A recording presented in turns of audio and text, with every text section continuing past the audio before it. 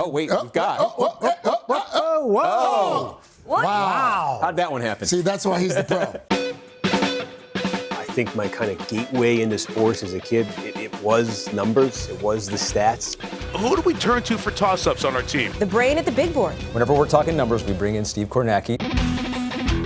There's a lot of overlap between approaching an election and looking at it from that standpoint and approaching sports and looking at it from the same standpoint. I think the way that I try to look at politics, and really in particular what I'm looking at are elections. More than 40% of the vote in the state comes out of these counties. I'm looking at the data side of it, the stats side of it, whether that's poll numbers or party registration statistics, paths to 270 electoral votes, delegate counts. The prep for the election starts the day after the last election ends, and you're trying to learn, okay, what were all the new things that happened in this election, the changes in different places, patterns, internalize those and be ready to go the next time. It really is the same when you're looking at sports. If I'm doing the NFL for NBC Sports, what are we doing? We're doing the road to the playoffs. You're looking at all the possibilities that remain for the playoffs, but they are shrinking by the second. We're looking at, what's the Ravens' chances of making it this week? Can the Steelers sneak in? That sort of thing. So you need to have all that stuff straight in your head. And that is how I'm approaching an election, too. Big statistical stakes tonight. You look at these lists of the highest rated programs every year on television, they're overwhelmingly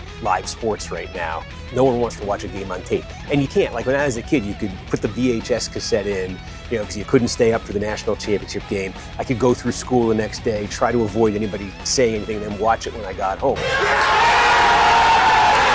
It would never work in this day and age. You cannot avoid the outcome of any kind of big game only to watch it later. There's just such a premium now on these live sports events, seeing it, and then I think even like interacting with other fans in real time through social media. I think that adds another layer to it. It's the one area where the interest really is, it's just building. You call the try.